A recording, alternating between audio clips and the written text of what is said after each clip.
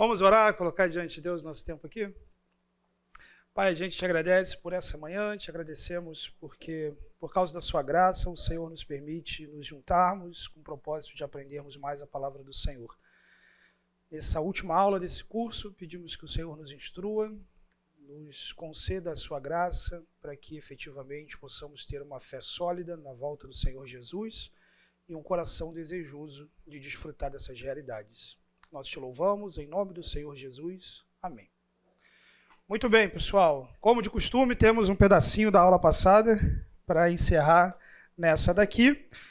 E em seguida entramos no que é o último assunto. Nós terminamos a aula passada falando um pouco sobre como a dignidade de um ser demonstra efetivamente o tamanho da ofensa cometida contra ele.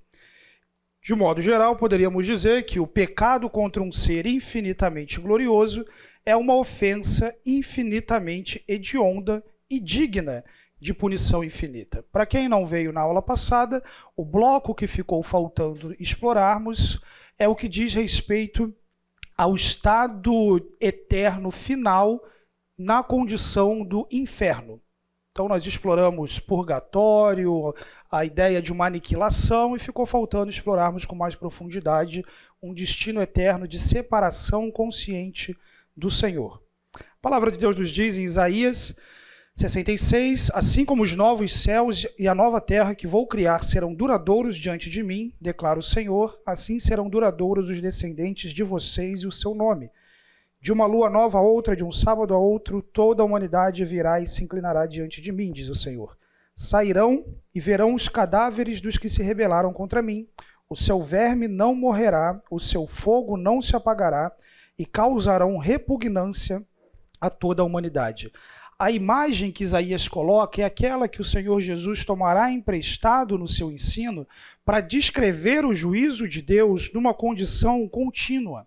Fogo e vermes que deveriam se extinguir não se extinguem porque o juízo de Deus permanece sobre esses indivíduos. Daniel descreve uma realidade parecida bebendo de Isaías 26. Multidões que dormem no pó da terra acordarão, uns para a vida eterna, outros para a vergonha e para o desprezo eterno. Veja, pessoal, que se por um lado o pessoal que é universalista entende que o inferno vai ter uma duração de tempo, ou o pessoal que entende que o inferno é uma punição terminal, trabalham com sentido de eterno para descrever uma duração de tempo, é curioso perceber como só se aplica isso ao inferno e jamais ao céu. Uma vez que a mesma palavra que é utilizada para falar do inferno eterno é utilizada para falar do céu, é muito conveniente dizer, não, quando o eterno diz respeito ao inferno, ele diz respeito a um período de tempo. Quando o eterno diz respeito ao céu, aí não, aí é para sempre. É muito conveniente. Mas efetivamente a Bíblia coloca esses dois destinos finais em paralelo e os dois qualificados por uma eternidade separada do Senhor. O Senhor Jesus disse, se o seu olho fizer tropeçar, arranque-o e o jogue fora. É melhor entrar na vida com um só olho do que tendo os dois olhos ser lançado no fogo do inferno. Aqui a gente explorou na aula passada os termos para inferno e aqui é o Gehenna, o vale de Rinom, onde crianças eram sacrificadas a Moloque e é um lugar alvo do juízo de Deus. Em Marcos, o Senhor Jesus disse, a sua mão fizer tropeçar, corte-a. É melhor entrar na vida mutilado do que tendo as duas mãos e ir para o inferno, onde o fogo nunca se apaga, onde o seu verme não morre e o fogo nunca se apaga. É interessante que a imagem de Jesus aqui não usa o termo para eterno, mas justamente um outro qualificador, nunca, para dizer que isso é um período de tempo que não tem fim. Em Mateus, Jesus diz, já no contexto do juízo final, então ele dirá aos que estiverem à sua esquerda, malditos, apartem-se de mim para o fogo eterno, preparado para o diabo e os seus anjos. Pois eu tive fome e vocês não me deram de comer. Tive sede e nada me deram para beber. Fui estrangeiro e vocês não me acolheram. Necessitei de roupas e vocês não me vestiram. Estive enfermo e preso e vocês não me visitaram. E esses irão para o castigo eterno, mas os justos para a vida eterna. Ainda há, meus irmãos, outros textos que poderíamos explorar, o próprio texto de 2 Tessalonicenses, que os aniquilacionistas gostam de trabalhar pelo conceito de destruição eterna, trabalha, na verdade, a ideia de um estado arruinado. Um estado de existência à parte da bondade, da graça, da provisão de Deus. Eu costumo dizer, nós vivemos num mundo caído, mas num mundo caído em que a graça de Deus ela está derramada, seja na esfera da graça comum, do fato de que o mais injusto e pecador dos homens acorda numa manhã de domingo e contempla um céu tão ensolarado e belo, que a pessoa, o maior crápula desse mundo, tem criatividade para criar coisas boas que vão facilitar a vida do mundo inteiro. Foi nesse mundo que o Senhor Jesus se fez carne, que o Espírito de Deus opera, que a igreja está presente. É um mundo caído, mas repleto da graça de Deus. A maldade humana é limitada. O inferno é uma dimensão de existência e juízo onde essa graça não mais atua. Por isso é desgraça. Por isso é separação da presença de Deus. Nós não fazemos ideia e que nenhum de nós venha fazer ideia do que é viver uma esfera de existência onde a graça de Deus não está ali atuando. Judas 7, versículos 7 e versículo 13, a Bíblia diz: de modo semelhante a esses, Sodoma e Gomorra e as cidades em redor se entregaram à imoralidade e às relações sexuais antinaturais. Estando sob o castigo do fogo eterno, elas servem de exemplo. São ondas bravias do mar, espumando seus próprios atos vergonhosos, estrelas errantes, para os quais estão reservadas para sempre as mais densas trevas. A imagem de juízo de Deus, tal como Deus fez com essas cidades, varrendo-as do mapa, do mato é ótimo, né? Varrendo-as do mapa, colocando-os numa condição do intenso juízo de Deus. Essa é a imagem que a Bíblia traça para o inferno. Sobretudo em Apocalipse 14, versículo 11, a fumaça do tormento de tais pessoas sobe para todo sempre, para todos os que adoram a besta e a sua imagem, e para quem recebe a marca do seu nome, não há descanso, dia e noite. É possível que alguns de vocês se vejam com as mesmas reflexões que levaram alguns indivíduos a inclinarem-se para uma perspectiva universalista ou para uma perspectiva aniquilacionista. Será que é justo? Será que isso faz sentido? Será que isso é coerente com o amor de Deus punir pessoas eternamente? Lembrem-se, a intensidade da punição está diretamente relacionada ao caráter de contra quem se pecou, a dignidade daquele contra quem se pecou. E é por essa razão que o inferno tem essa dimensão, e é por essa razão que o inferno não saciará a justiça de Deus, do contrário, ele teria duração. O único caminho para o Pai é o Senhor Jesus. O inferno não é um caminho de salvação. Não é um caminho, não é um spa terapêutico onde os carrapichos vão ser tirados ali para você entrar no céu jóia, algum tipo de purgatório. Não. É punição eterna. Apocalipse ainda enfatiza atormentados dia e noite para todo sempre. Como vai ser esse tormento? Como vai ser esse sofrimento? A Bíblia trabalha com imagens fortes que visam trazer ao nosso imaginário uma imagem de angústia, de dor. Ela fala de escuridão, de densas trevas que poderiam quase ser apalpadas. Fala de fogo, fala de tormento. Mas tudo isso é para qualificar não necessariamente um cenário.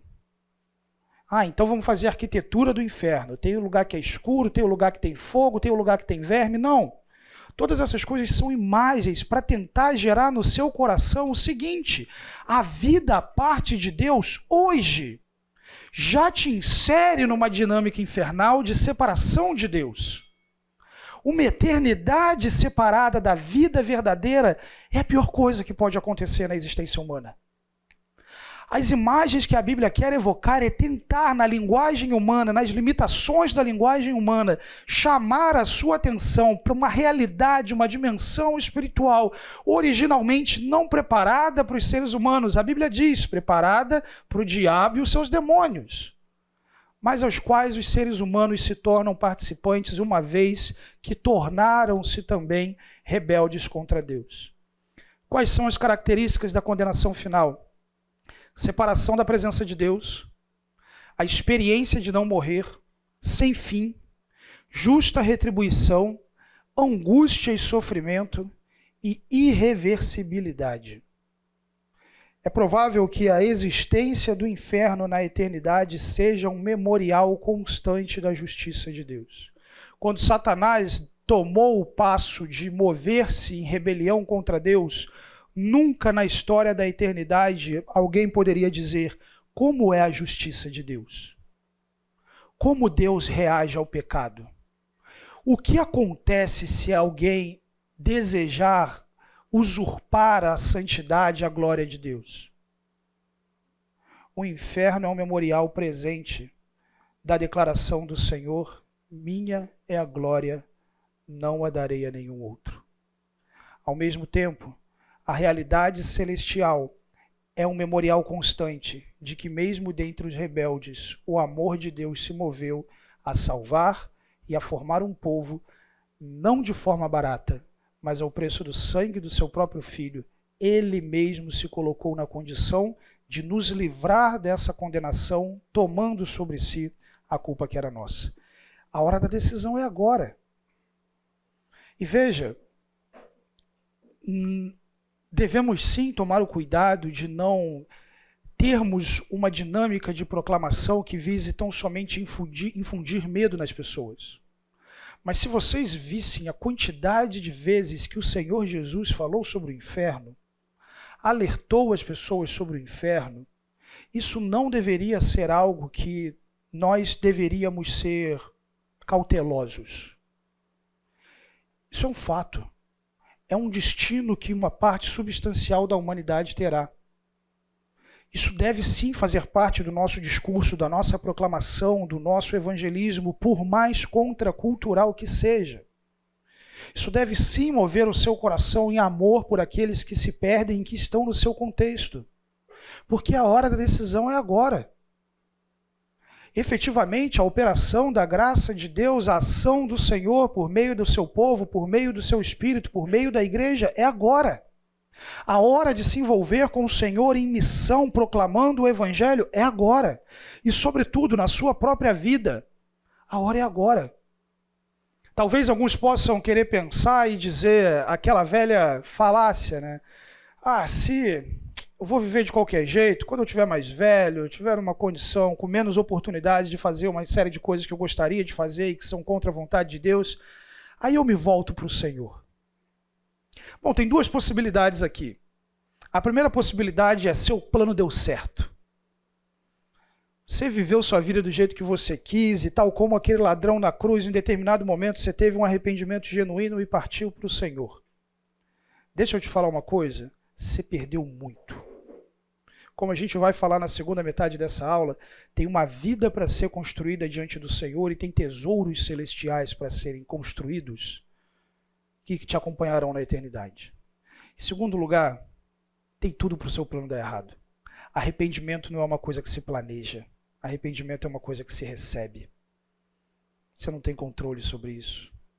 E se hoje o seu coração não estiver sensível à atuação do Senhor, respondendo àquilo que Deus está fazendo, leve com seriedade ao fato de que talvez, você precise comparecer diante do Senhor em oração e dizer: Deus, eu não quero ser um consumidor de programação de domingo, eu não quero simplesmente ser um cara que serve em ministério, uma menina superativa na igreja, eu quero ser seu discípulo.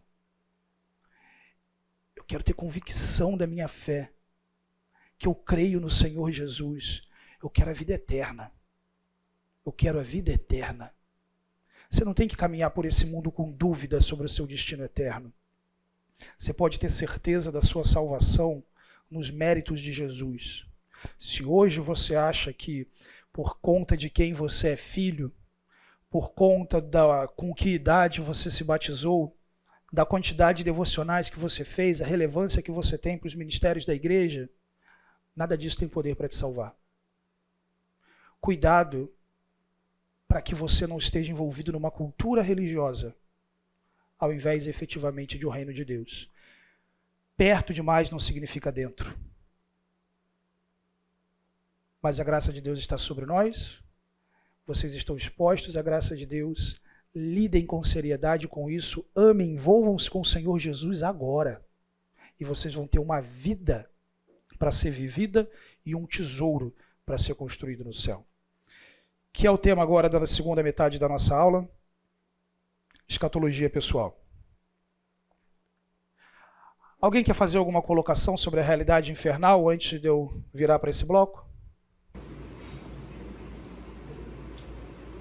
Você acha que o que acontece bastante, que é uma pregação, que ela é centrada no alerta seco do inferno, mas no ponto de realmente colocar medo nas pessoas do inferno, e aquilo virar uma reação de, eu não quero ir para um lugar ruim para sempre. E a pessoa assim então entra na igreja. Você acha que isso pode ser um problema em termos da própria salvação da pessoa, por ela não se converter no Evangelho de Cristo, mas apenas não querer ser punida eternamente? E quais são as consequências disso para a igreja? Para ficar registrado na gravação, a pergunta então é se uma pregação que enfatize o inferno pode produzir pessoas que chegaram a Cristo através do medo e não necessariamente por uma resposta ao Evangelho. Veja, a resposta ao Evangelho ela tem algumas etapas, digamos assim. O Evangelho ela é a boa notícia. A boa notícia em relação ao quê? Ao fato de que você estava condenado e iria para o inferno. Mas que esse destino foi revertido pelo poder da cruz de Cristo e você pode se apropriar da justiça de Cristo e não da sua própria justiça, e uma vez tendo recebido a justiça de Cristo, há uma realidade celestial na qual você pode desfrutar. O que acontece no coração de um crente, no coração de um indivíduo regenerado? Em primeiro lugar, o inferno é um alerta presente na Escritura. E ele faz parte da proclamação do Evangelho, fez parte do que os profetas proclamaram, do que Jesus proclamou, do que os apóstolos proclamaram. Ele é um alerta que faz parte do Evangelho. No processo da regeneração, quando o indivíduo é regenerado, as escamas dos seus olhos caem, ele contempla a graça e a bondade de Deus, o que ele vê? Em primeiro lugar, diante dessa dimensão infernal, ele vê uma poderosa, imensa e gloriosa graça de Deus. E é diante dessa graça salvadora de Deus a qual ele é tomado que ele vê a beleza da graça de Deus. A beleza do seu Salvador, a grandiosidade do Senhor. E esse contraste gigantesco entre a ofensa que foi feita, a condenação que o aguardava e a graça maravilhosa que o envolve, move o coração desse indivíduo em arrependimento e uma resposta de fé, apropriando-se dos méritos de Jesus. Essa é a descrição de algo muito subjetivo do que seria a ação interior do Espírito em alguém, o regenerando, infundindo nova vida, o levando a crer no Senhor Jesus. Então, objetivamente, eu diria, da mesma forma que alguém que aproximou-se do Evangelho simplesmente pela expectativa de uma realidade celestial, e vai viver aqui de uma forma completamente aleatória, esperando o céu chegar. Um outro indivíduo que simplesmente apegou-se ao Senhor tão somente por medo do inferno, mas a parte de uma apropriação da justiça de Cristo, porque uma pessoa pode ter medo do inferno e querer praticar boas obras. Ter medo do inferno e querer ser o crente mais ativo da igreja, a pessoa que oferta mais dinheiro. Então, ter medo do inferno não é suficiente para salvar alguém.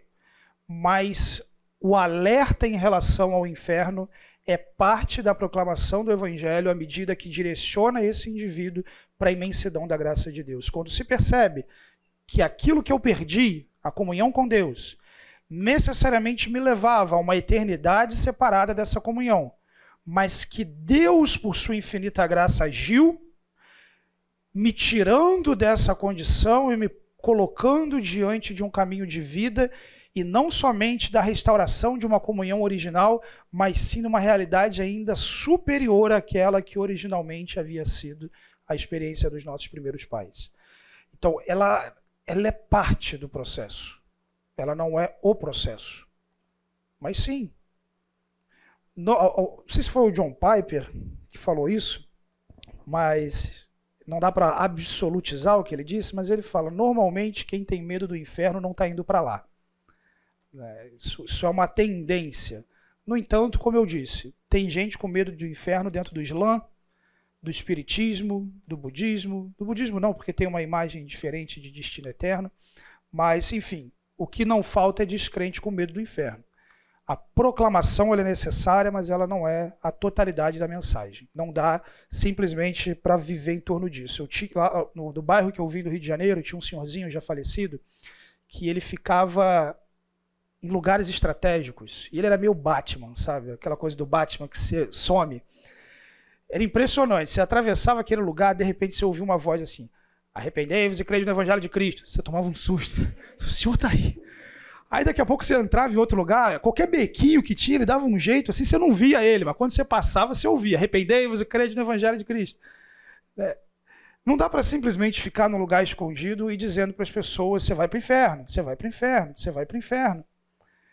Porque isso não é suficiente para salvar. Efetivamente, a salvação envolve uma libertação dessa condição, mas baseada nos méritos da justiça de Cristo, daquilo que ele conquistou naquela cruz. Ok? Alguma outra colocação? Dúvida ou colocação?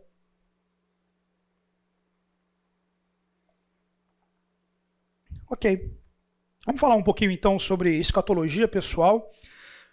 Lembra, até aqui nesse curso, nós falamos da primeira divisão da escatologia, que é a que cobre a maior parte dos assuntos, que é a chamada escatologia cósmica, os grandes eventos, a volta de Cristo, o milênio, o juízo eterno e tudo mais. Mas há uma dinâmica de escatologia pessoal. Qual é o seu fim? O que acontece quando você morre? Imediatamente no momento que você morreu. O que acontece efetivamente na ressurreição? O que você vai fazer no céu? Essas são perguntas que dizem respeito ao indivíduo, ainda que exista uma coletividade em volta, sobretudo diz respeito ao indivíduo. Então, eu quero trabalhar com vocês 3 assuntos dentro dessa nossa última aula. Em primeiro lugar, o chamado estado intermediário. Em segundo lugar, a dinâmica do galardão. E, por fim, explorar um pouquinho sobre a realidade da vida na nova terra. Primeiro elemento, então, dessa aula, o estado intermediário, o que acontece quando morremos. Existem 3 pontos de vista sobre isso. O primeiro lugar é o sono da alma. É uma doutrina cultivada, por exemplo, pelos adventistas e pelas testemunhas de Jeová, que vai dizer basicamente o seguinte: quando você morre, é como se você dormisse.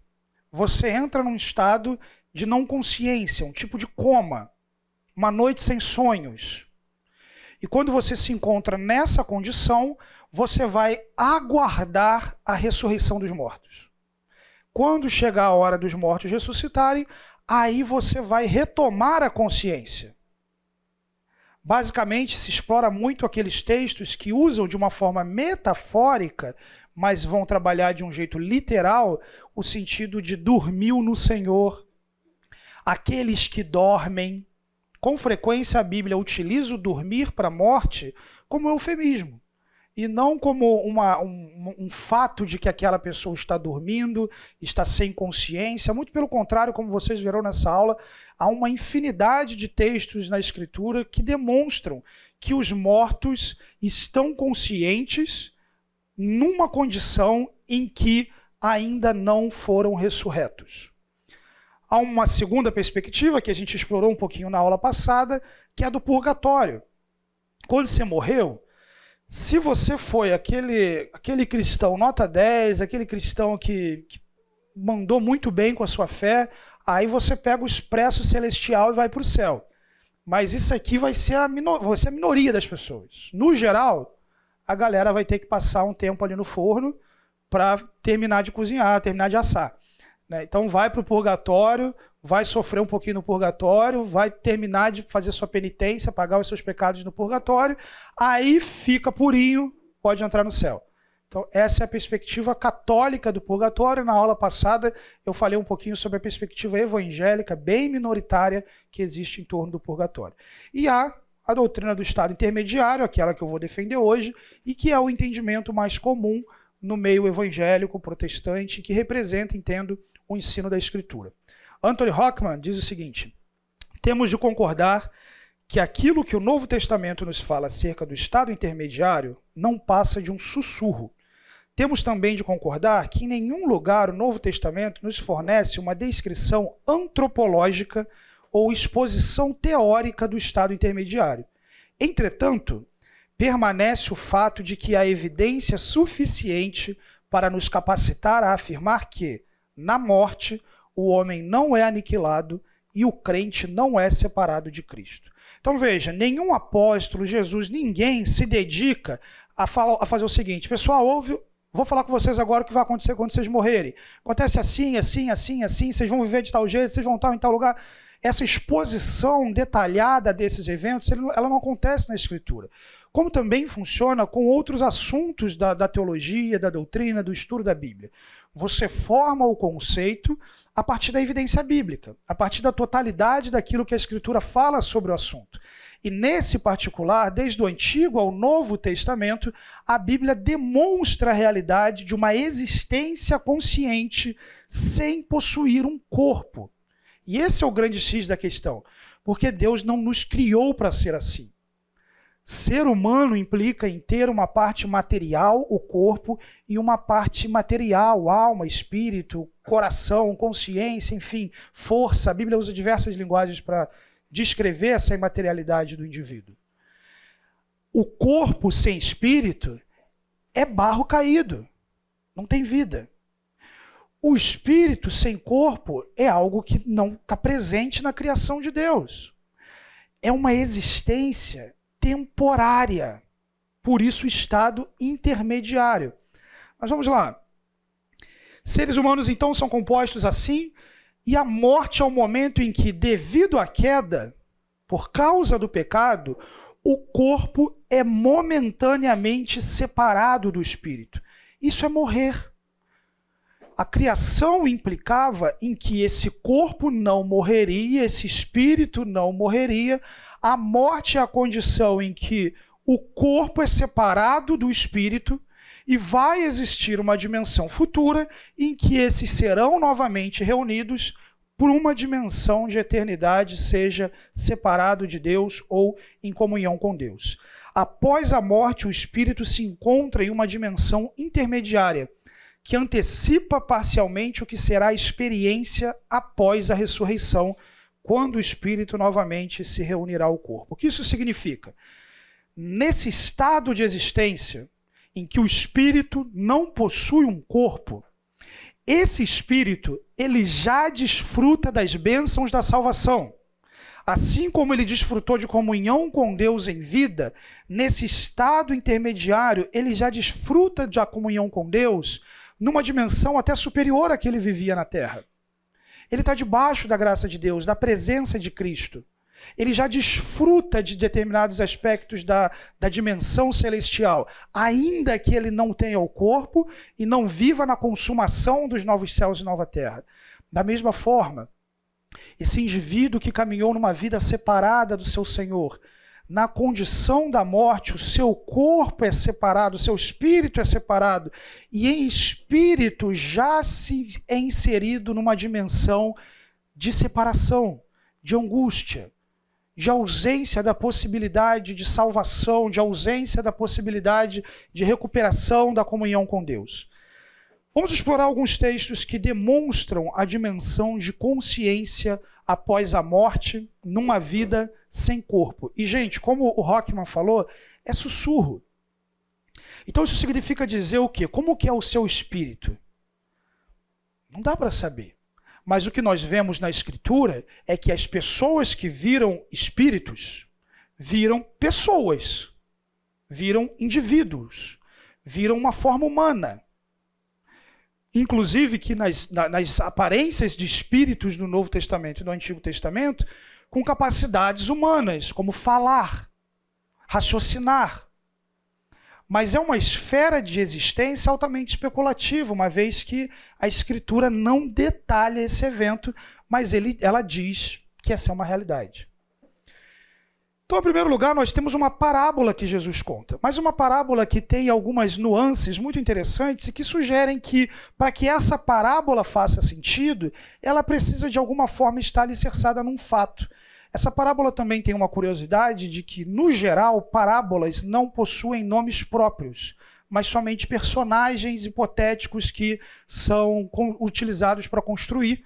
Mas nessa parábola em especial, você tem Abraão, você tem o rico, você tem Lázaro, indivíduos que são nomeados. Isso é altamente incomum em parábolas, razões pela qual alguns chegam a dizer que não é uma parábola, que Jesus está apresentando uma dimensão de algo que aconteceu no estado intermediário. Mas Jesus diz que havia um homem rico que viveu uma vida de riquezas e rejeitou efetivamente toda a possibilidade de uma vida coerente com a graça de Deus, e de um pobre, que o texto nos dá a entender era alguém que caminhava com o Senhor. Chegou o dia em que o mendigo morreu. Os anjos o levaram para junto de Abraão. Um parêntese aqui. Tanto os salmos como esse texto demonstram a presença angelical na hora da morte. Quando você olha os primeiros salmos do livro 2 de Salmos, Salmos 42 a 49, os anjos de Deus, eles guiam os indivíduos até a morte. Deus está presente nessa dimensão. Então você tem uma presença angelical e de conforto, imagino até, na vida dos crentes. Mas os anjos o levaram para junto de Abraão. No momento da morte, a presença desses servos do Senhor, desses anjos, eles estão ali e eles de alguma forma atuam contribuindo nesse momento. Como eu falei, é altamente especulativo. O que significa ser levado, ser conduzido, para onde, de que forma? É o túnel de luz? Não sabemos. Mas efetivamente a Bíblia apresenta essa imagem. O rico também morreu e foi sepultado. Curiosamente, os anjos não são apresentados fazendo isso com ele. Mas no Hades, onde estava sendo atormentado, olha que curioso, ele já está num estado de tormento. Ele olhou para cima e viu Abraão de longe, com Lázaro ao seu lado. Então, a imagem que Jesus coloca é de uma dimensão em que os santos estão todos no mesmo ambiente. Aquele Lázaro, aquele mendigo, ele está do lado de Abraão, um dos homens mais ricos em terra e pai da fé. Naquela dimensão, esse indivíduo, nessa esfera de existência, de alguma forma, esse indivíduo é capaz de ter consciência de quem é Abraão, de quem é Lázaro. Se nós continuássemos lendo o texto aqui, ele chega a dizer: Pai Abraão, molha a ponta do seu dedo para saciar a minha sede. E ele diz: isso não é possível, quem está aqui não vai para aí, quem está aí não vem para cá. Igualmente, ele pede então lembranças. Então vai lá na minha família. Fala para minha família se arrepender, porque senão eles vão ficar nessa condição que eu estou. Se eles não respondem, a palavra de Deus não vai ser um milagre, um anjo, algo assim que vai resolver. Então, nessa pequena história, Jesus demonstra a imagem de uma separação, a imagem de consciência, a imagem de desfrutar de bênção, estar na presença de Abraão, acompanhado de anjos, e de desfrutar de tormento, de sofrimento, experiência sensorial. Aquele espírito pede por sede, que é uma característica do corpo. Lembrança, minha família, preocupações, tudo isso numa dinâmica de existência sem um corpo. Pedro demonstra a característica de um juízo, de um castigo já antes do juízo. 2 Pedro 2,9 diz: vemos, portanto, que o Senhor sabe livrar os piedosos da provação e manter em castigo os ímpios para o dia do juízo. Então, há uma dimensão em que os ímpios são mantidos numa condição de castigo, aguardando efetivamente a esfera em que o juízo acontece. Na sociedade secular comum, isso acontece. Nós temos, quando você tem evidências claras de que aquela pessoa cometeu um crime, ela já é condenada. Ela, com frequência, já é presa. E aguarda o julgamento que efetivamente vai decretar a sua pena, já na condição de um condenado. Num certo sentido, é isso que acontece. Essas pessoas já são inseridas nessa dimensão, ainda que o julgamento do grande trono branco que exploramos na aula passada não tenha acontecido. Em Lucas 23, 43, Jesus diz para aquele ladrão na cruz, Jesus lhe respondeu: eu lhe garanto, hoje você estará comigo no paraíso. aquele indivíduo estaria com Jesus numa dimensão espiritual antes que o próprio Jesus ressuscitasse. Jesus diz hoje, a ressurreição aconteceria no terceiro dia. Aquele indivíduo já desfrutaria da presença de Cristo naquele momento, antes da ressurreição do corpo. Da mesma forma como alguém se encontraria num estado aguardando o juízo, aquela pessoa já se encontraria numa esfera aguardando a bênção, aguardando a consumação final de todas as coisas. Eu não sei se vocês já tiveram a experiência de ir para algum tipo de entretenimento ou para algum tipo de relaxamento que você vai ter e você tem algum tipo de fila para aquilo. E antes de você entrar naquela, pode ser um parque de diversões, pode ser uma festa, o que for, um spa. Enquanto você aguarda efetivamente o desfrute pleno daquilo que você se colocou a desfrutar, você não fica em pé numa fila. Vão colocar você numa salinha, em que talvez já vão te servir alguma coisa, em que vai ter um clima agradável, em que você vai estar com outras pessoas. Aquilo ali ainda não é não o melhor de tudo, mas você já desfruta uma antecipação do que você vai viver quando efetivamente chega a hora e dizer chegou sua vez. Nesse cenário, o crente, ao morrer, ele se encontra numa dimensão em que ele já desfruta das bênçãos, da bondade, da comunhão de alguém que foi reconciliado com Deus pelos méritos de Jesus. E aguarda efetivamente o momento em que ele será reunido com seu corpo, não mais aquele corpo corrompido pelo pecado, mas com um corpo glorificado.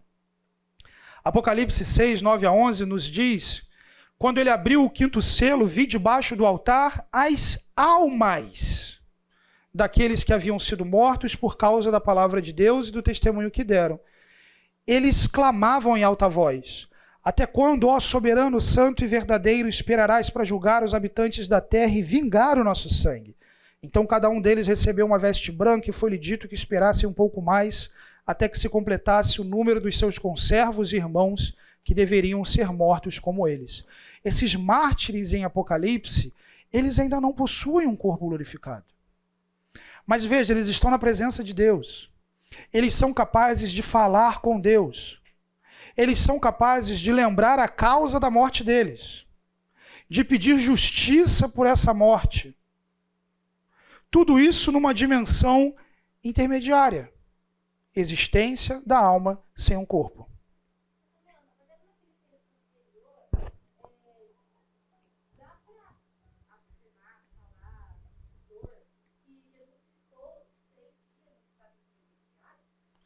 O Senhor Jesus, ele é o Deus eterno. A encarnação não limita a onipresença de Cristo.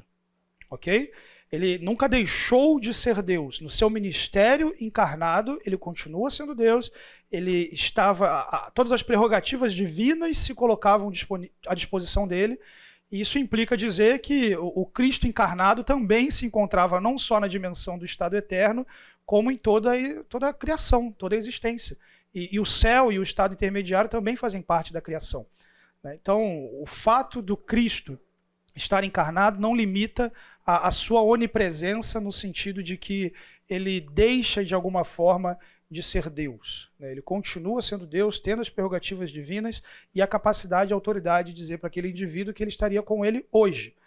Mas sim, no que diz respeito à experiência de Cristo como homem, isso implica dizer que na morte, Cristo experimentou um período de existência em que aquela imaterialidade esteve separada de um corpo. E efetivamente ele foi reunido a esse corpo na ressurreição e assunto aos céus com um corpo. Isso é muito interessante. E essa é uma dimensão poderosa de como nós poderemos nos relacionar com Deus na eternidade. O Pai não tem corpo, o Espírito não tem corpo, mas o Filho tem. Existe alguém efetivamente que você vai poder abraçar. Existe alguém efetivamente que você vai poder caminhar do lado, que você vai sentar na mesa. Existe alguém como nós no céu. Isso é muito precioso.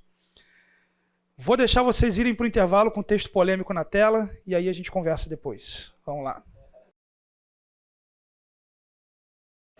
Um outro texto importante para falar de consciência e que é alvo de algumas discussões, pontos de vista diferentes. 1 Samuel 28, 11 a 15, assim diz a Bíblia.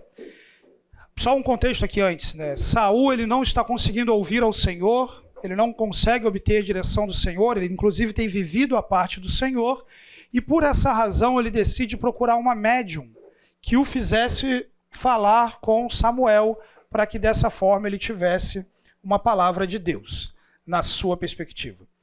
E assim diz a Bíblia: quem devo fazer subir? Perguntou a mulher. Ele respondeu: Samuel. Quando a mulher viu Samuel, gritou e disse a Saul: por que me enganaste? Tu mesmo és Saul. O rei lhe disse: não tenha medo, o que você está vendo? A mulher respondeu: vejo um ser que sobe do chão. Ele perguntou: qual a aparência dele? E disse ela: um ancião vestindo um manto está subindo. Então Saul ficou sabendo que era Samuel. Inclinou-se e prostrou-se com o rosto em terra. Samuel perguntou a Saul: por que você me perturbou, fazendo-me subir? Respondeu Saul: estou muito angustiado. Os filisteus estão me atacando e Deus se afastou de mim. Ele já não me responde nem por profetas, nem por sonhos. Por isso te chamei, para me dizeres o que fazer. Nós vamos terminar a leitura aqui, poderíamos continuar lendo tudo que vai ser dito, mas para o propósito que temos aqui, o que é importante entendermos. Há uma discussão que surge em torno desse texto. Em primeiro lugar, era Samuel ou não era Samuel? Era Samuel ou foi um demônio que apareceu ali para poder, de alguma forma, promover engano? Em segundo lugar, é possível comunicar-se com os mortos se for Samuel? Então, isso são perguntas que suscitam razão pela qual algumas pessoas entendem defender que se tratava de um espírito maligno, enquanto outras defendem que era Samuel. Quando eu olho para esse texto, eu entendo que se tratava efetivamente de Samuel. E o que me leva a ver isso, antes de falar efetivamente de como isso contribui para a ideia de estado intermediário? Em primeiro lugar, a nossa cultura, quando vê essa linguagem aqui de vejo um ser que sobe do chão, quem me levou, a gente pensa, ó, o inferno está embaixo, é o capeta chegando. Mas naquele mundo antigo, o Hades, o mundo dos mortos, ficava realmente embaixo, era a imagem que se tinha. Então um morto subiria àquela dimensão de existência, seria algo nesse sentido. Mas, efetivamente, se a gente olha esse texto, dos versículos 11 a 15, e, sobretudo, se você continua lendo o texto, você tem uma percepção, uma observação importante para fazer no texto. O autor bíblico, inspirado por Deus, o indivíduo que, inspirado por Deus, escreveu esse texto, ele diz que é Samuel. Então, por exemplo, quando você chega no versículo 15, o autor bíblico registra: Samuel perguntou a Saul. Ele não coloca o espírito perguntou a Saul, aquele ser perguntou a Saul. O autor bíblico inspirado por Deus entende que quem está falando ali é Samuel.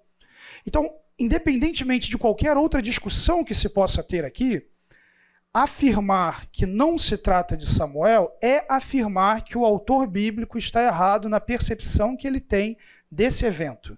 E isso é mais sério do que qualquer outra discussão que poderíamos ter aqui. Além disso, se você pega 11 a 15, mas todos os outros textos, o tempo inteiro é dito que é Samuel. Samuel falou, então Samuel disse, Samuel fez tal coisa. O tempo todo é Samuel que é apresentado e não o espírito, o demônio ou o que quer que seja. Além disso, esse indivíduo ele é apresentado como o ponto final num processo de rejeição de Saul. Ele não tem ouvido ao Senhor de diversas formas e agora ele novamente é colocado diante do Senhor e ele vai ouvir efetivamente uma direção final do seu julgamento, da condenação que paira, que se encontra sobre ele. Partindo desse pressuposto, o que isso significa dizer? Em primeiro lugar, na morte, esse indivíduo continuou sendo quem ele é. Samuel continuou sendo Samuel, com as lembranças que Samuel tinha, com, em um certo sentido, um elemento da atuação que ele tinha. Ele era um profeta e nessa condição ele profetizou. Onde Samuel se encontra? Ele se encontra numa dimensão em que ele tem acesso a Deus, ele é capaz de falar a palavra de Deus, independentemente de qualquer coisa, ele atua dessa forma, ele é capaz de ser usado por Deus, ele é capaz de expressar um juízo final, entre aspas, ali, sobre a atuação de Saul. Então, mortos podem ser consultados, não são preocupações que o texto está tendo nesse momento, mas nós poderíamos dizer, à luz das Escrituras, debaixo da soberania de Deus, em primeiro lugar, mortos não devem ser consultados. O Pentateuco proíbe claramente a consulta aos mortos. Em segundo lugar, Deus é Deus de vivos e não de mortos. Aqueles que morreram estão vivos diante de Deus, seja em juízo ou em desfrute da sua glória. Nós temos dois momentos na Escritura em que nós vemos espíritos, pessoas que morreram aqui na Terra. Esse, e depois, acho até que deve estar aqui no fluxo, o Monte da Transfiguração. Nós temos também espíritos que foram convocados por Cristo ali e efetivamente tem um diálogo, os discípulos têm a oportunidade de ver. Então, eles podem efetivamente ter algum tipo de comunicação, se o Deus soberano assim decretar, isso é possível. Mas isso não é autorizado as pessoas procurarem fazer, isso é algo que aconteceu em dois momentos singulares na história bíblica que nós temos registrado, e não é algo que nós deveríamos, de alguma forma, procurar fazer como os espíritas fazem ou coisa assim. E entenda, particularmente, minha percepção é de que ali sim, o que acontece no movimento espírita e tudo mais, são manifestações demoníacas, como o Novo Testamento aponta.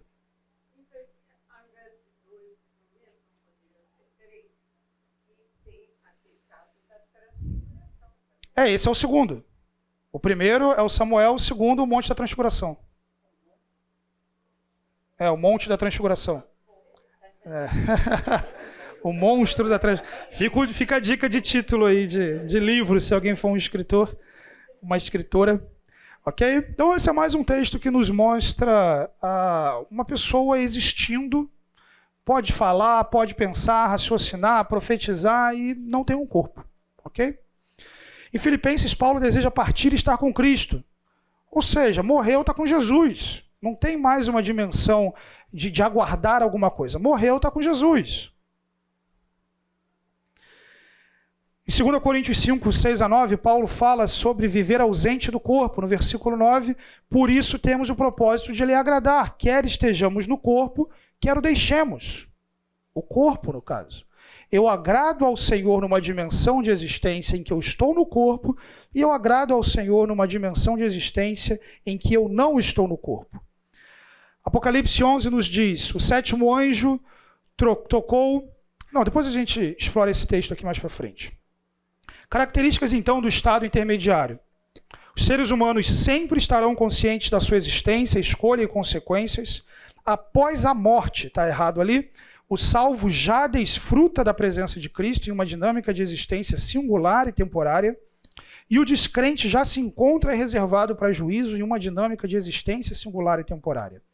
A ressurreição é o evento que encerra o estado intermediário, executa o julgamento e insere os indivíduos no estado eterno. Então, objetivamente, se você sair daqui agora e morrer, se você crê em Cristo como seu Salvador, você já vai para a presença dele. Você não vai ter seu corpo durante um tempo. Como que significa pensar a passagem de tempo? A Bíblia não fala sobre isso.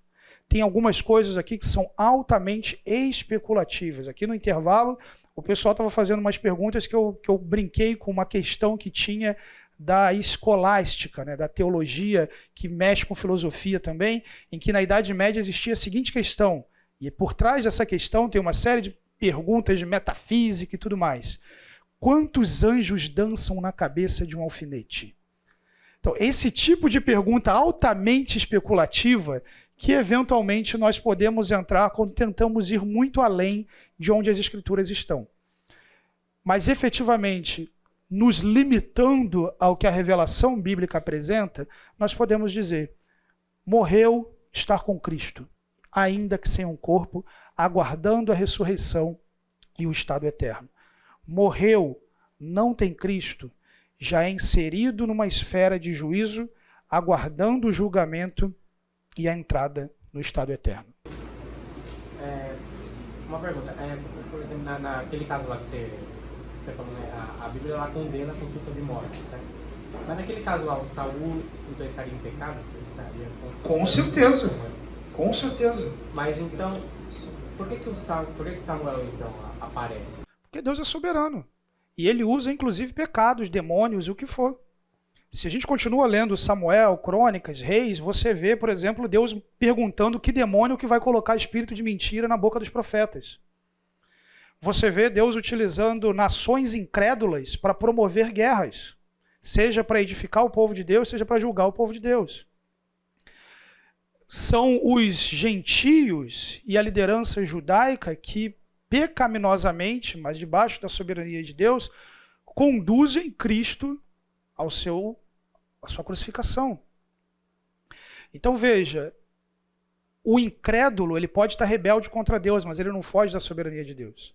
Demônios podem estar rebeldes contra Deus, mas eles não fogem da soberania de Deus. Então Deus ele usa, ele faz o que ele quiser. Então a condição de pecado de Saul, Deus responder a Saul dessa forma, é mais um intensificador do juízo de Deus contra ele. Do quão julgado e do quão afastou-se do Senhor, do quanto esse indivíduo afastou-se do Senhor. Mas não há, da parte de Deus, algum tipo de limitação em torno disso, né? O coração do homem está sujeito à atuação de Deus. Alguém levantou a mão para aqui? À luz do estado intermediário, atividades mediânicas então realmente falam com mortos ou falam com demônios na realidade? A Escritura apresenta, e veja, a atividade de médiuns e tudo mais, ela fazia parte importante do culto de idolatria no paganismo.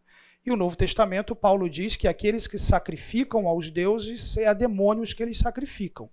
Então, a imagem que a Bíblia, a imagem que a Bíblia tem dessa dimensão, dessa prática, na verdade, é de que os falsos deuses ou as manifestações espirituais concernentes a essas práticas são típicas de atuação demoníaca.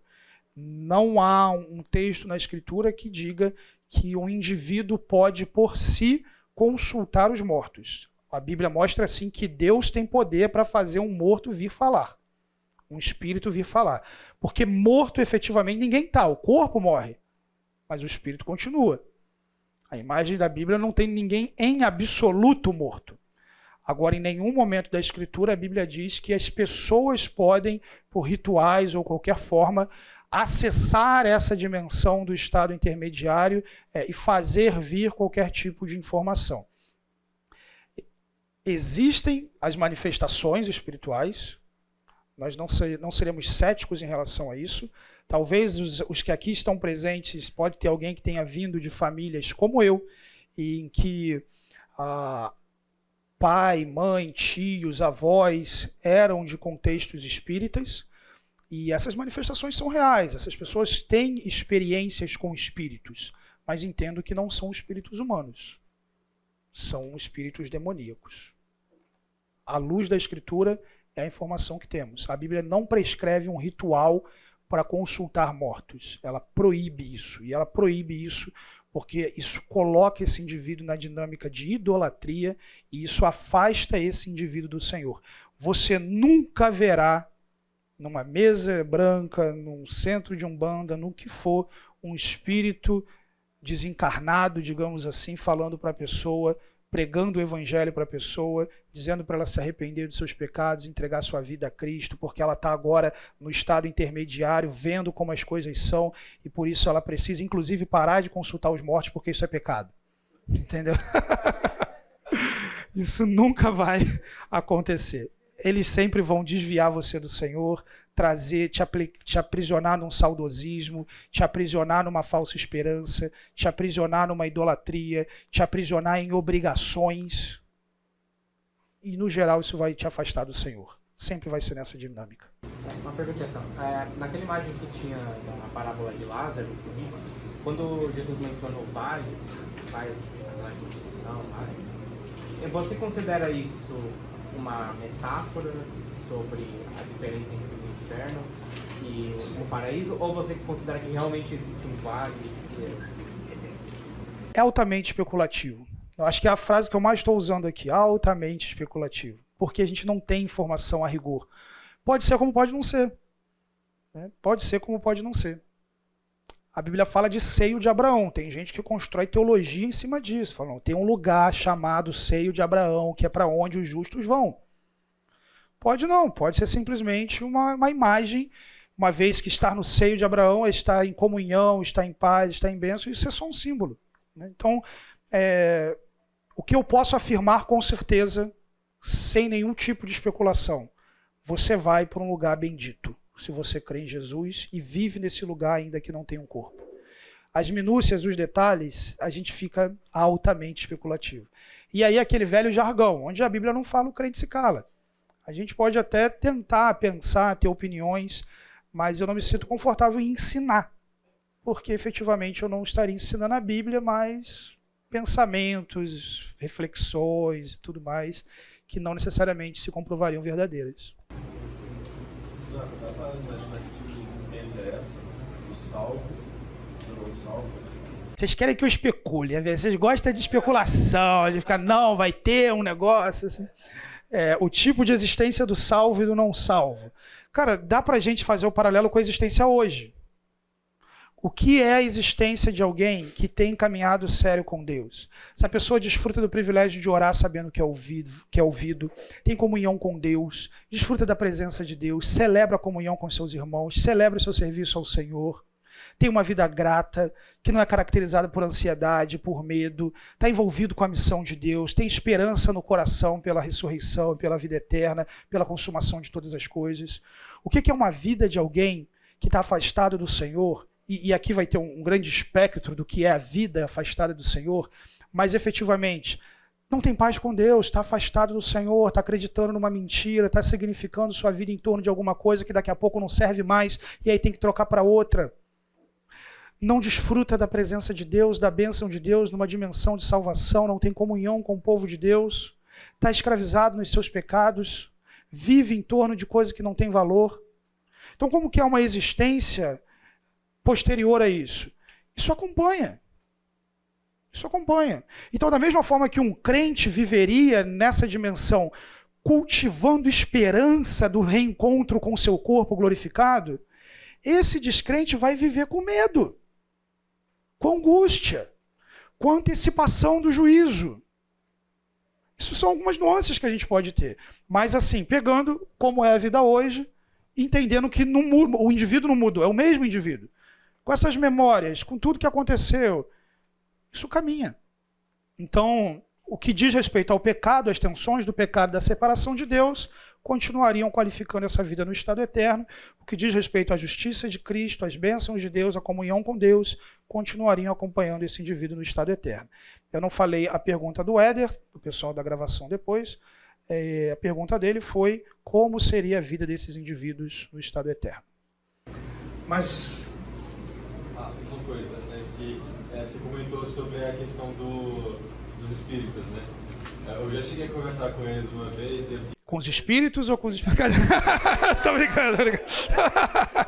Tô brincando, cara, tô brincando. Não deu pra perder a piada, vai. Até eu fui comendo aqui, mano. Mas aí, tipo, eu já cheguei a conversar com um espírita uma vez. E eu achei interessante que eles fazem o argumento de que tem um completo embasamento racional por trás daquilo que eles fazem, né? Tipo, que era um cara, que o Kardec era um cara cristão, assim, sério e tal. Aí ele acabou investigando essas coisas dos médios e ele encontrou o verdadeiro e coisas do tipo, né? E aí, só que quando você analisa a fundo o que ele diz, você percebe o tanto que, não só tinha uma falta de embasamento na própria argumentação deles, tentando unir o cristianismo com os médios para formar o que é o espiritismo, mas acaba que o Kardec ele fez uma investigação muito porca para isso, sabe? E aí, por exemplo, eles citam que, por que você não... Por que os espíritos, no passado na Bíblia fala que os espíritos, você não poderia consultar médiums e coisas do tipo, E aí eles disseram, é porque os caras eram charlatões, eles não eram médicos de verdade, entendeu? Entendi. Eles falam. Aí tinha outras vezes que, e essa foi a que mais impactou, que o Kardec ele fez a pergunta para eles em relação a, por exemplo, aquela parte que Jesus fala, que, quer dizer, que, como é que, na verdade, como é que então eu poderia saber que vocês estão, com Deus, né? Tipo, esses espíritos que estão falando por meio de um médico que encontrei por aí. Aí ele disse, né? É porque está escrito que um rei não pode contra ele mesmo, senão ele se destruiria. Aquilo que Jesus falou, né? Se aquilo estava completamente fora de contexto. Aí eu deixei perguntar para ele. Então, mas assim, o contexto que Jesus falou isso, ele estava fazendo umas obras. O que esses espíritos fizeram para provar que eles estavam contra o reino das trevas? Aí eles falavam, não, eles pregavam a mesma coisa. Aí, pregavam a mesma coisa? Tipo, eles falaram que pregaram as mesmas coisas. E aí, tipo, você percebe que, tipo, eles vão racionalizar isso. Eles vão dizer que tem embasamento para isso. Mas se você considera tudo que está escrito na palavra de Deus, acaba que a gente tem mais do que motivo para duvidar do que eles dizem a respeito de tudo, essa questão dos espíritos, né? Sim. A premissa de toda fé que de alguma forma se apoia na Bíblia é que a Bíblia foi manipulada e aquela fé tem a versão correta do texto bíblico. Então por isso você vai ter o Evangelho, segundo Allan Kardec, dando a interpretação genuína que foi perdida, que foi manipulada, que a igreja escondeu, esse tipo de coisa. Então tu pode bater na porta de todo mundo. Testemunha de Jeová, Adventista, Mórmon, pode bater na porta de todo mundo. Vai ter o mesmo discurso. A Bíblia foi manipulada e nós recebemos a revelação do texto correto, da coisa correta. E a revelação é justamente aquilo que a Bíblia não diz. Então essa é uma racionalização que está presente em toda a distorção da palavra de Deus. Tá? Não é um tema de mentira, mas é mais uma curiosidade. Eu não sei se já se escreveu, já se discutiu sobre o seguinte tema. O ser humano nasce criança. Nasce criança naturalmente, ele morre criança e ele vai para o céu, por exemplo. Uma criança da nossa igreja cristã, que já tem um compromisso com Deus, ele morre e ele vai para o céu. É o que os teóricos falam, já que eu acho que isso é muito especulativo também. Haverá um processo de amadurecimento, ele será eternamente uma criança. E condições, por exemplo, uma doença mental importante. A pessoa já nasceu com a doença mental importante. Sim. Ele seguirá doente, haverá ele receberá algum pacote. Nós podemos refletir de forma limitada nisso, mas podemos dizer que, em primeiro lugar, eu não acredito que vai ter criança no céu, nem que vai ter idoso no céu. E não é porque vai estar todo mundo no inferno, gente. Mas porque a imagem do corpo da ressurreição é a plenitude do corpo. O que seria o corpo na sua melhor forma? Um corpo de criança é um corpo imperfeito. É um corpo que não atingiu sua formação total, sua capacidade total. Um corpo idoso é um corpo imperfeito. É um corpo que foi colocado pela degradação da idade, teve morte de células e tudo levou àquele estado. Existe uma imagem do corpo que é o corpo ideal, que no mundo caído, talvez a gente desfrute por muito pouco tempo e nem todos desfrutem do que é o corpo ideal. A semelhança do corpo da ressurreição, a Bíblia diz, é o corpo de Cristo. Cristo ressurreto. Então, a imagem do mundo ressurreto, dos indivíduos ressurretos, são efetivamente numa dimensão de existência de corpo em que esse corpo se encontra na plenitude das suas facilidades e ainda acrescido da dimensão da glória que reveste esse corpo de incorruptibilidade. Então isso é o que nós podemos afirmar. Está respondido? Você falou da questão da memória. Eu acho que tipo, vai ser a memória toda ou partes? Em específico, assim, a gente vai lembrar, por exemplo, de algum parente que não foi salvo? Do que a gente tem da Escritura, as pessoas que estão no céu, elas têm lembranças, e as pessoas que estão na dimensão de condenação, elas têm lembranças. Os textos que a gente passou aqui, as pessoas lembram. E aí surge sempre aquela questão, puxa, então se eu tive um filho, ele não foi convertido, eu vou lembrar sempre do que aconteceu, eu vou pensar nesse tipo de coisa. A Bíblia não mostra alguém pensando desse jeito. Então aí a gente fica especulando. Mas o que a gente pode dizer é o seguinte: o corpo da ressurreição ele é glorificado numa dimensão em que na eternidade Deus enxugou dos nossos olhos toda lágrima. Isso implica dizer que os sofrimentos pertinentes a essa vida não nos acompanham. aquilo que nesse mundo nos faria chorar, nos faria sofrer, nos colocaria numa dimensão de angústia, isso não nos acompanha na eternidade.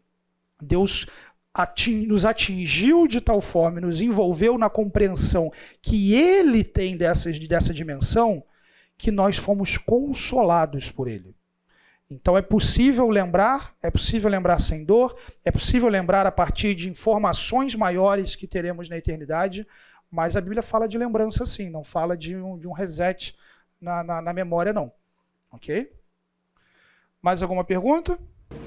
Mas tem aquela parte, né, que Cristo fala de não vai estar em casamento e tal. Vai ter lembrança, mas o povo não vai viver em famílias. A preocupação do cara, tá vendo? Você pediu por isso. Mas...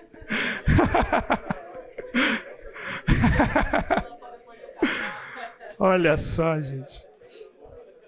Sim, mas olha que interessante. A dimensão da realidade celestial é de que nós desfrutaremos de uma comunhão superior ao casamento. Então, o ponto é, na esfera humana, aquilo que tipifica a comunhão mais intensa é entre um marido e a sua esposa. A dimensão celestial ela é tão superior a isso que eu não sentirei como perda não ter essa relação.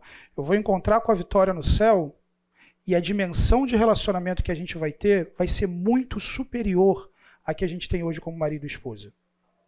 Então, isso não significa que nós não poderemos nos congregar em pessoas que nós conhecemos aqui, que inclui a família.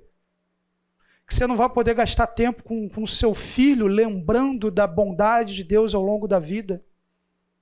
Falando com ele aquilo que você me perguntou que eu não sabia responder, está aí. Isso não significa que nós não desfrutaremos da presença dos nossos queridos aqui, até mesmo de uma forma especial. Nós não nos tornamos onipresentes.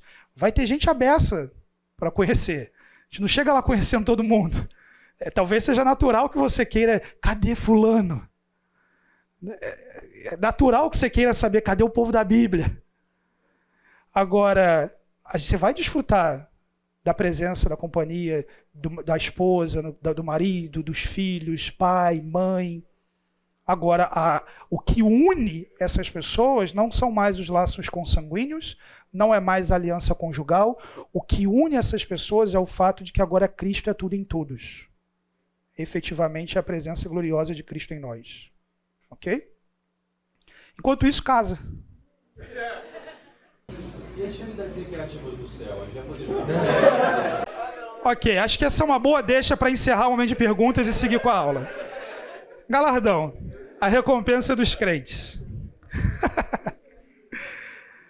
Em primeiro lugar, a Bíblia fala de um julgamento para os crentes que nós já exploramos aqui, efetivamente que as obras dos crentes são mostradas no dia do juízo e é possível receber recompensa ou prejuízo. O texto de 1 Coríntios diz que todos vamos comparecer diante do tribunal de Cristo e cada um vai receber de acordo com as obras praticadas por meio do corpo, quer sejam boas ou mais. Jesus, em Mateus 6, nos diz, acumulem para vocês um tesouro nos céus. Isso é muito interessante, porque se por um lado a Bíblia diz, cuidado se você quer acumular tesouros na terra, por outro lado ela diz, você precisa querer, você precisa acumular, você precisa empreender no reino, enriquecer no reino, juntar um tesouro que te acompanha na eternidade. Isso diz respeito, efetivamente, a essa dinâmica de existência posterior. Uma das linguagens que a Bíblia usa para descrever isso são as coroas. A Bíblia fala de uma coroa da vida, que é prometida àqueles que perseveraram em meio a provações, foram perseverantes, fiéis até a morte. Fala de uma coroa imperecível, uma condição de vida eterna caracterizada por incorruptibilidade, uma recompensa da parte de Deus. Fala da coroa da alegria, recebida pela alegria de caminhar com o Senhor, de uma dimensão de disciplina e discipulado. Fala da coroa da justiça, que é dada a todos aqueles que amam a segunda vinda de Cristo, vivem, aguardam ansiosamente a manifestação do Senhor. Fala da coroa da glória, reservada àqueles que lideram o povo de Deus com fidelidade, pastoreando o povo de Deus com fidelidade, não como dominadores. E quando nós olhamos toda essa imagem de coroa, de reino, de governo, de recompensa, eventualmente a gente olha para todos esses tesouros e pensa só em ser o Elon Musk do reino dos céus. E veja, que você tenha muitos tesouros, mas me chama muita atenção quando nós olhamos para o galardão e vemos que galardão não é só algo que eu recebo. Há uma imagem em Apocalipse que sempre chama a minha atenção. Em Apocalipse 4, 10 e 11, a Bíblia diz: os 24 anciãos, um símbolo da totalidade do povo de Deus, se prostram diante daquele que está assentado no trono e adoram aquele que vive para todo sempre. Eles lançam as suas coroas diante do trono e dizem: Tu, Senhor, é Deus nosso, és digno de receber a glória, a honra, o poder, porque criaste todas as coisas e por tua vontade elas existem e foram criadas. Então olha que poderoso, galardão não é algo somente que eu recebo, senão também aquilo que eu entrego aos pés de Cristo. A vida que eu vivi sendo derramada em adoração aos pés do Cordeiro. E essa coroa, essa dinâmica, essa dimensão que será oferecida ao Cordeiro na eternidade, é agora. É agora que você está construindo. Da mesma forma que não adianta você querer planejar sua aposentadoria com 65 anos, você precisa pensar no longo prazo, começar agora. Não adianta quando chegar lá você, agora eu vou correr atrás de algum tesouro. Agora eu vou trabalhar para entrar amplamente suprido no reino de Deus, como a Bíblia fala. Então é por essa dimensão que eu digo, glória a Deus pela salvação do ladrão na cruz. Mas ele não teve a oportunidade de viver uma vida diante do Senhor, de proclamar o Evangelho, de provar da fidelidade de Deus, de ter o seu caráter trabalhado, de reagir à provação, de ter comunhão com o corpo de Cristo, de receber dons espirituais e ministrá-los. Ele perdeu a oportunidade. Qual o propósito do galardão? Diferentes pessoas vão ter diferentes opiniões, por exemplo, glorificar a Deus, capacidade de serviço e adoração, ou seja, o que você vai fazer no céu, oportunidade de servir, também relacionada ao seu serviço na eternidade, alegria eterna e relacionamentos, ou seja, uma capacidade de desfrutar ainda mais dessa dimensão, revelar a justiça de Deus, ou seja, demonstrar de maneira ainda mais clara a justiça que o Senhor tem sobre todos os seus servos. Piper diz, expressar a plenitude da graça de Deus, distribuída sobre todos os crentes.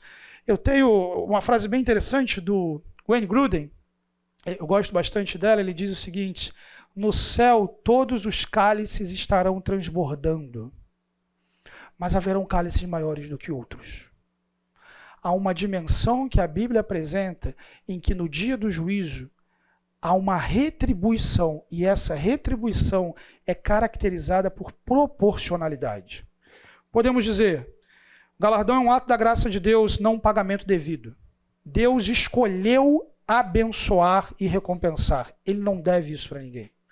Ele é incentivado por Deus a ser buscado e desejado pelo crente. Essa é uma ambição que você pode ter.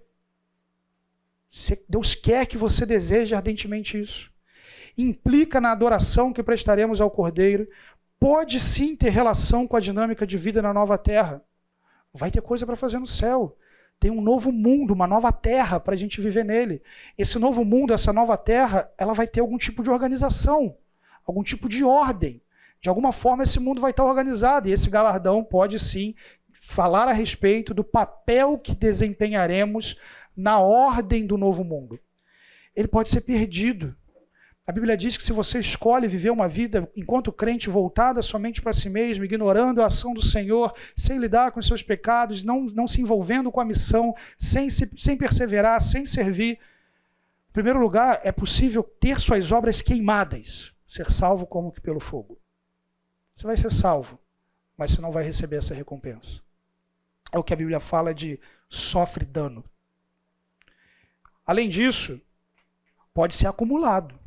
Não somente perdido, mas acumulado.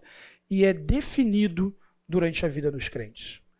O que efetivamente vai ser, novamente, entra na esfera da especulação. Mas o que a gente consegue dizer é que Deus quer que você persiga e que Deus não quer que você persiga nada que não seja maravilhosamente bom.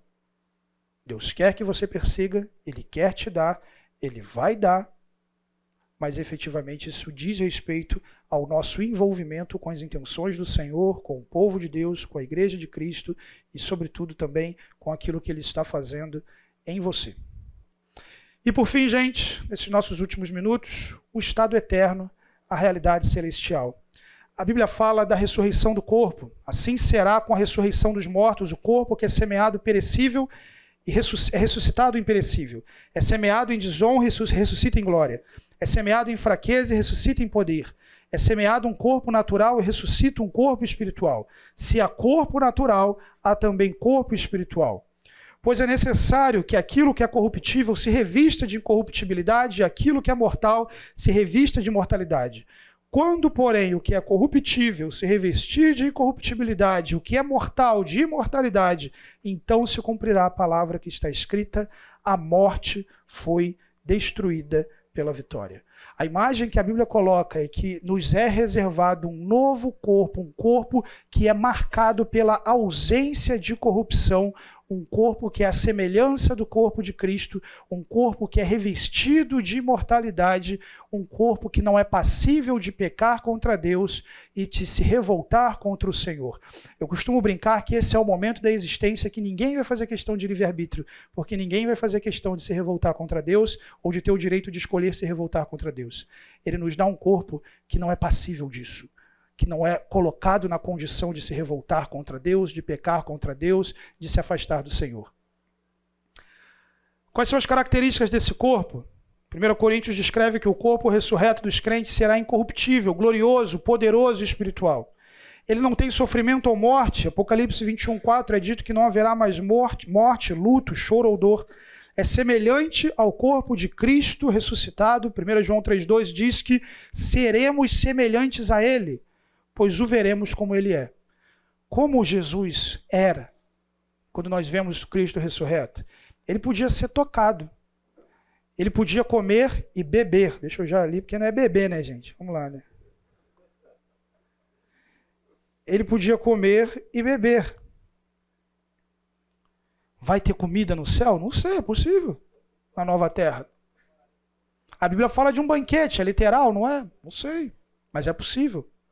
O fato é que o corpo de Cristo glorificado comeu peixe. Era reconhecível, apesar de que tinha alguma coisa naquele corpo que deixava as pessoas desconfortáveis, é o Senhor mesmo. Tamanha dinâmica de glória. Em dado momento as pessoas conseguiam perceber, é o Mestre, é Jesus. É menos limitado ao espaço.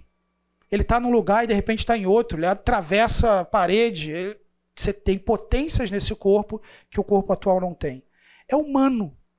Tem 2 pernas, 2 braços, uma cabeça, cabelo. É um corpo humano. E por fim, gente, para terminarmos aqui, quais são as características do estado eterno? Vida eterna, vida bendita, maravilhosa, na presença de Deus, diante do Senhor. Tocou mais 4 minutos atrasado, tá, gente? Adiantado. Sem dor e sofrimento, vivendo com o Senhor, com o corpo glorificado, com comunhão plena com outros crentes, adorando e servindo a Deus. Apocalipse diz, os seus servos o servirão. Vai ter trabalho no céu. E ali a escala vai ser 7/0. Só que numa dinâmica em que não são abrolhos e espinhos, que você sofre para trabalhar, que você cansa para trabalhar. Mas sim a gente vai estar fazendo a coisa que mais alegra o nosso coração. Em plena satisfação, em plena alegria, em pleno prazer. Uma vida, uma eternidade para a glória de Deus, envolvida com o Senhor, recompensados em uma herança eterna que o Senhor nos deu. João diz, essa é a vida eterna, que te conheçam, o único Deus verdadeiro, é Jesus Cristo a quem enviaste. Essa vida começa agora, conhecendo a Cristo, vivendo para Ele, é agora que essa vida começa.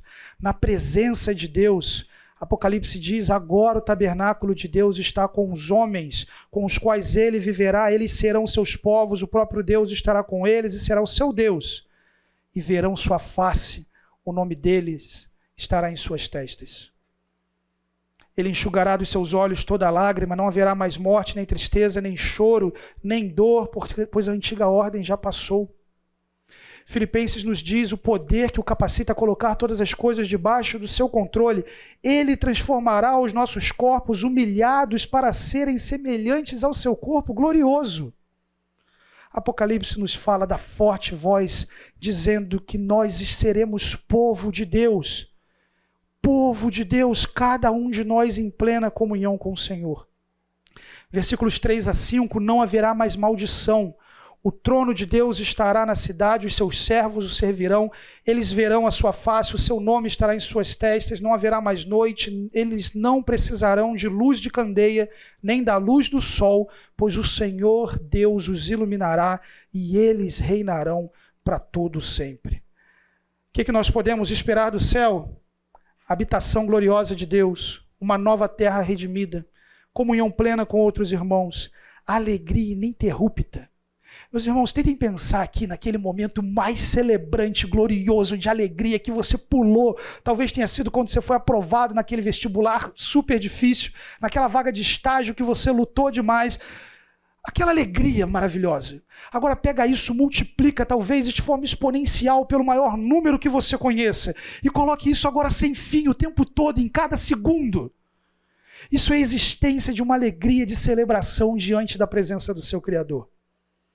Serviço, adoração, ausência total do pecado, conhecimento abrangente, uma mente renovada, capaz de pensar, refletir, sonhar, estudar novas possibilidades para desfrutar do universo que Deus criou. Especulo a possibilidade de exploração do universo de Deus, do mundo que Deus criou, de coisas que nesse mundo nós sequer podemos sonhar em fazer, porque qualquer tentativa a gente morre. Se você gasta um dinheiro, entra no submarinozinho, vai fundo, morre. Você entra no foguete, que ela morre, por causa do pecado. Agora imagina uma realidade em que você não morre. Você pode entrar nos mais profundos abismos, nas mais distantes esferas, e você vê, você contempla, você desfruta da criação, da beleza maravilhosa, da majestade de Deus em tudo aquilo que Ele criou. Uma nova humanidade, com gente renovada, onde não tem gente querendo passar a perna, trair, chegar primeiro. Não, uma nova humanidade. Gente nova, renovada, em que Cristo é tudo em todos, e desfrutamos dessa imagem poderosa. Para terminar, o sétimo anjo tocou sua trombeta e houve fortes vozes nos céus que diziam: o reino do mundo se tornou do nosso Senhor e do seu Cristo, e ele reinará para todo sempre.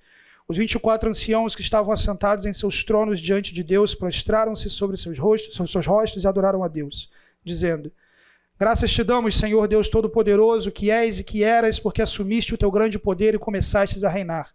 As nações se iraram e chegou a tua ira. Chegou o tempo de julgares os mortos e de recompensares os teus servos, os profetas, os teus santos e os que temem o teu nome, tanto pequenos como grandes, e de destruir os que destroem a terra. Então foi aberto o santuário de Deus nos céus.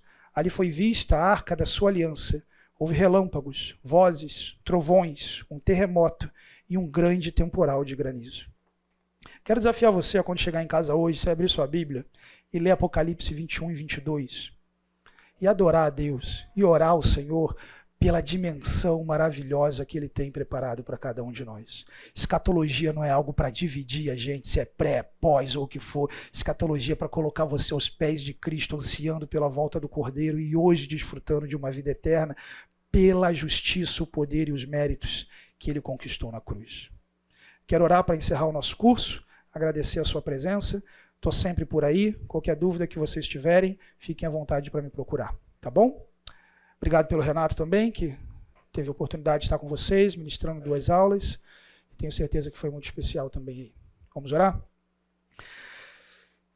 Pai Santo, nós te adoramos ao Senhor, Pai, Filho, Espírito Santo. Somos gratos pela imensa obra da tua salvação e por nos ter envolvido nesse projeto grandioso.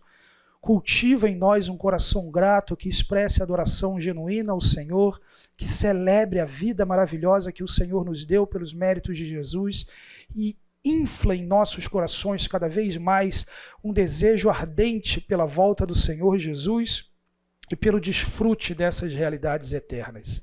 Abençoe, ó Pai, cada um desses meus irmãos jovens, ao que nos diz uma vida imensa pela frente para construir um tesouro nos céus. que nenhum deles seja encontrado desprovido ou envergonhado no dia da sua volta, mas cada um deles seja frutífero e viva uma vida gloriosa para o Senhor. Nós te louvamos, em nome do Senhor Jesus. Amém.